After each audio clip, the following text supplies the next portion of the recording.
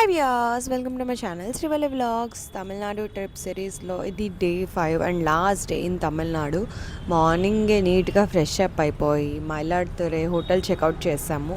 మైలాడుతురే నుండి స్టార్ట్ అయ్యి చిదంబరం వెళ్ళే వేలో ఫస్ట్ వైదీశ్వరన్ టెంపుల్ దగ్గర ఆగాము. తమిళనాడులోని మైలాడుతురే సమీపంలో ఉన్న వైదీశ్వరన్ కోయల్ శివుడు వైద్యునిగా అవతరించి వ్యాధులను నయం చేసే పవిత్ర క్షేత్రం. కుజుడు అంటే అంగారకుడు ఇక్కడ పూజలు చేసి కుష్ఠవ్యాధి నుండి విముక్తి పొందాడు. కావున ఇది నవగ్రహాలలో కుజస్థలంగా ప్రసిద్ధి చెందింది.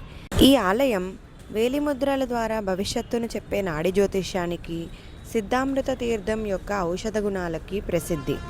పురాణాల ప్రకారం అంగారకుడు కుష్ఠవ్యాధితో బాధపడుతున్నప్పుడు శివుడు వైద్యుడి అవతారంలో వచ్చి సిద్ధామృతం అనే పవిత్ర కొలను నీటితో ఔషధ తైలంతో వ్యాధిని నయం చేశాడు.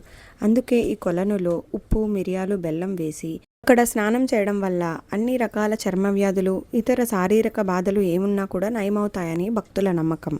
ఈ ఆలయ ప్రాంగణంలో జటాయు కుండం అని కూడా ఉంటుంది. సీతాదేవిని కాపాడడానికి రావణుడితో పోరాడుతూ మరణించిన జటాయువుకు శ్రీరాముడు ఇక్కడే అంత్యక్రియలు నిర్వహించాడని నమ్ముతారు. దాన్ని జటాయు సమాధి అని కూడా అంటారు. వైదీశ్వరన్ టెంపుల్ దర్శనం అయిపోయాక ఇంకక్కడి నుండి చిదంబరం స్టార్ట్ అయ్యాం. చిదంబరంలో నటరాజన్ టెంపుల్. తమిళనాడులోని చిదంబరం నటరాజస్వామి ఆలయం 11 నుండి 12 శతాబ్దాల కాలం నాటి పురాతన శైవ క్షేత్రం. ఇది పంచభూత స్థలాల్లో ఆకాశతత్వానికి నిదర్శనంగా నిలుస్తుంది. ఇక్కడ ఆకాశలింగం అంటారు. శివుడు నృత్య కళారూపంలో అంటే నటరాజస్వామిగా పూజింపబడే ఏకైక శైవక్షేత్రం ఇది. చిదంబరం అంటే జ్ఞాన వాతావరణం లేదా ఆలోచనలతో కప్పబడినది అని అర్థం. ఇక్కడ శివుడు ఆనంద తాండవం చేస్తున్న నటరాజస్వామిగా శివగామి అమ్మవారితో కలిసి దర్శనమిస్తారు. గర్భగుడిలో నటరాజస్వామి విగ్రహం పక్కన ఒక తెర ఉంటుంది. ఆ తెర వెనక చివరకు ఖాళీ ప్రదేశం అంటే శూన్యం కనిపిస్తుంది. దీన్ని చిదంబర రహస్యం అంటారు. ఇది నిరాకార పరమాత్మకు, శూన్యానికి చిహ్నంగా భావిస్తారు. ఆలయం సుమారు 40 ఎకరాల విస్తీర్ణంలో 4 వైపులా భారీ గోపురాలతో నిర్మితమైంది. ఆలయ శిల్పకళ, ముఖ్యంగా నటరాజ నృత్య భంగిమలు అద్భుతంగా ఉంటాయి. అనుకోకుండా ఈ తమిళనాడు ట్రిప్లో పంచభూతలింగాలలో 3 చూసాం. మొదటిది పృథ్వీలింగం, కంచి ఏకాంబరేశ్వర్ టెంపుల్. తర్వాత అగ్నిలింగం అంటే అరుణాచలేశ్వరుడు. ఇది ఆకాశలింగం, చిదంబరం. చిదంబరం దర్శనం అయిపోయాక ఇంకక్కడి నుండి దగ్గరలోనే ఉన్న శ్రీమూష్ణం భూవరాహస్వామి టెంపుల్కి వెళ్ళాం. తమిళనాడులోని కడలూరు జిల్లాలో ఉన్న శ్రీమూష్ణం భూవరాహస్వామి ఆలయం అత్యంత ప్రాచీనమైన స్వయంభూ క్షేత్రం. ఇది విష్ణుమూర్తి యొక్క వరాహ అవతారానికి అంకితం చేయబడింది.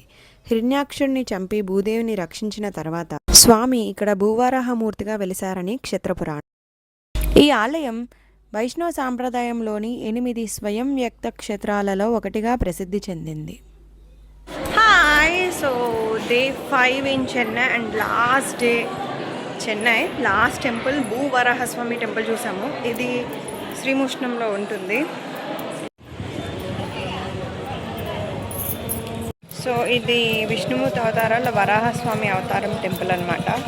ఇది తమిళనాడులోనే ఉంటుంది.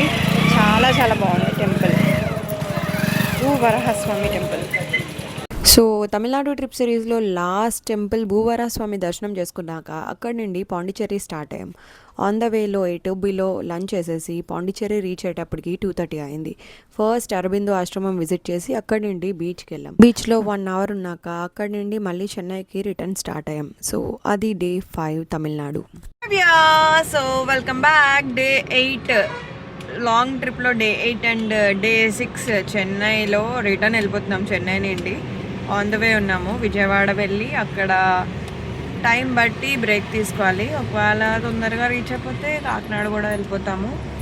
సో బాగా అయింది ట్రిప్.